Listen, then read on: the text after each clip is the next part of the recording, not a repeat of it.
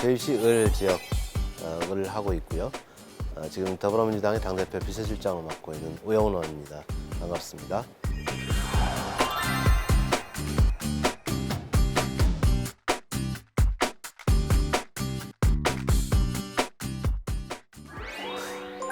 첫 번째는 4.3, 두 번째는 차별금지, 네.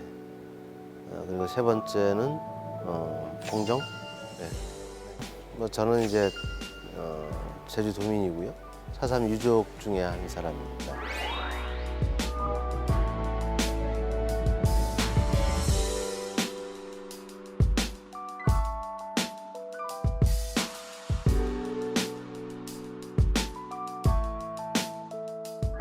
제 할머님이 아마 26살 때 혼자가 되시는데 조부님과 증조부님이 한꺼번에 돌아가시게 되는 그런 아픔을 겪었고, 아버님이 이제 당시 2살이었는데 그 단둘이 이제 가정을 꾸려왔던 그런 과정들을 듣게 됐고, 그러면서 4.3에 대해서 이해하게 됐죠. 대학생이 되기 전까지는 4.3에 대해서 들어볼 수가 없었죠. 금기시됐었으니까요. 4.3을 이야기하면 좌익으로 몰리고 공산주의자로 몰리는 그런 상황이었기 때문에 우리 가족의 조부나 증조부께서 피해를 당했음에도 불구하고 그것을 꺼내는 것 자체는 불경스러운 일이다, 이렇게 이야기가 되어 왔었죠. 그러다 보니까 학생운동을 하면서도 4.3 진상규명과 명예회복을 위한 활동에 집중을 하게 되고, 학교를 졸업하고 나서도 4.3 특별법 제정운동에 나서게 되고, 국회에 들어와서도 이제 4.3 특별법 개정운동에 집중하게 되는, 4.3과 저의 인생 또는 정치 인생과도 뗄래야 뗄 수 없는 관계인 것이죠. 진짜 최근 들어서 더더욱 차별받는 우리 아이들이 더 많아지고 있다는 생각을 좀 하고 있습니다. 그래서 20대 국회 처음 당선됐을 때 제 1호 법안이 출신학교 차별금지법이었습니다.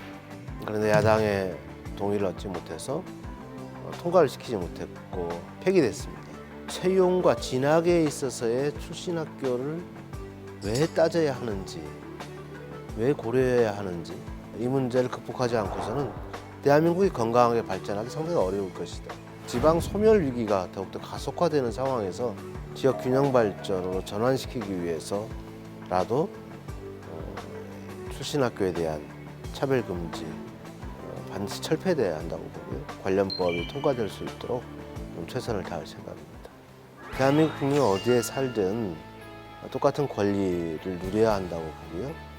차별받지 않아야 된다고 봅니다.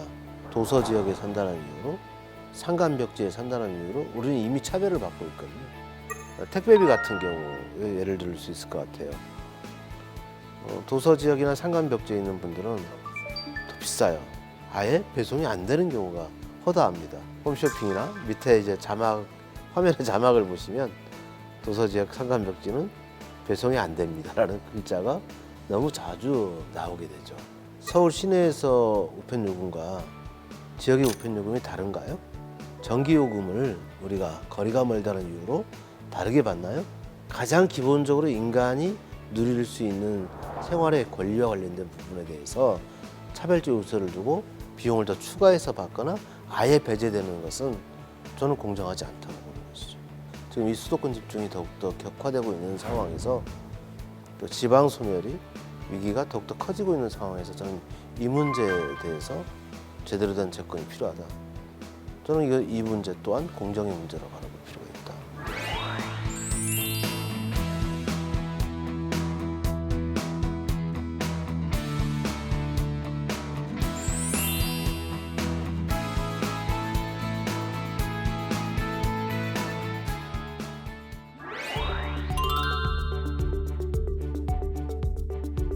이웃과 더불어 살아갈 수 있는 그런 시스템을 만들어내는 중요한 역할을 한다고 봅니다. 평화롭고 번영된 삶을 누리기 위한 제도적인 시스템을 만들어 나가는 것, 그런 과정에서 갈등을 관리하고 조정하고 또 새로운 대안을 제시하는 역할, 그것은 작은 단위의 이웃에서부터 광의의 국가 공동체까지 폭넓게 적용할 수 있는 부분이라 생각합니다.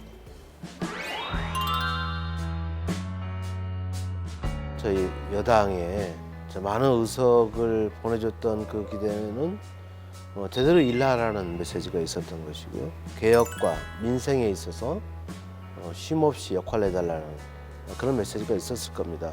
협치 시스템을 제대로 만들어내지 못함으로 인해서 그런 동력을 제대로 확보하지 못하고 있는 어려움이 있는 것 같습니다.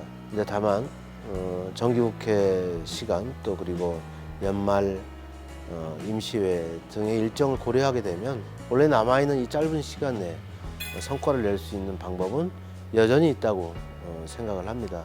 이 짧은 시간 내에 더욱더 성과를 낼 수 있도록 당 지도부나 또 당 소속 의원님들이 더욱더 매진해야 한다라는 생각을 좀 합니다.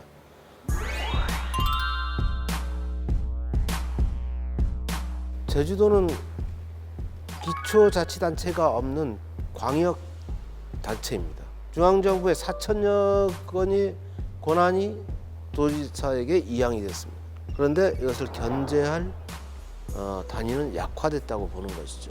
저희 도민에게 자기결정권을 강화시켜주는 저희 특별자치도의 설치 및 국제자유도시 조성을 위한 특별법의 개정이 필요하다라는 점입니다. 요즘 제주가 많은 몸살을 앓고 있습니다. 제2공항과 관련돼서 반대 여론도 많고요. 1년에 1,500만 명 이상의 관광객이 오고 있습니다.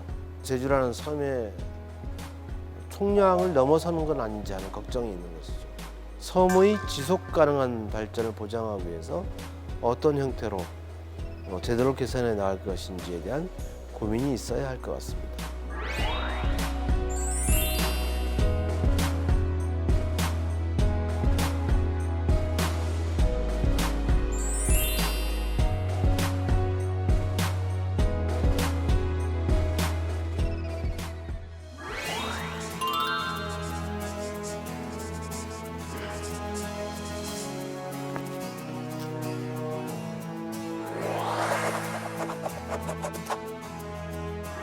이 사건을 잘 해결하는 것은 대한민국의 완성, 통일정부의 수립에 다가설 수 있는 단초를 마련한다고 봅니다. 첫 단추가 잘못 끼워졌는데 마지막 단추까지 제대로 끼워줄 수 있겠습니까? 크게 핵심은 두 가지입니다. 첫 번째는 대한민국 정부가 결정한 희생자에 대해서 배보상을 하여야 한다라는 규정을 넣는 것이고요. 두 번째는 당시 불법 군사재판에 의해서 수형인 명부에 올랐던 그 희생자들에 대해서는 무죄 판결을 받을 수 있는, 명예를 회복할 수 있는 사상특별법 개정부터 시작하는 것이 한반도의 통일과 번영 시대로 나가는 첫 단추를 매는 일이다 이렇게 생각합니다. 4년 후 오영훈이 또 어떤 모습으로 이 자리에 앉아 있을지 무척 궁금합니다. 지금 생각하고 있는 또 구상하고 있는 여러 가지 과제들을 실행해내게 되면 또 다른 모습으로 앉아 있게 될 텐데요. 제주도민 여러분들께 더욱더 성숙한 모습으로 그리고 더 나은 모습으로 앉아 있기를 기대합니다. 그렇게 되도록 더 최선을 다하겠다는 말씀드리고, 그리고 도민 여러분들과 국민 여러분의 목소리에 더 경청하는 자세에 있지 않겠습니다.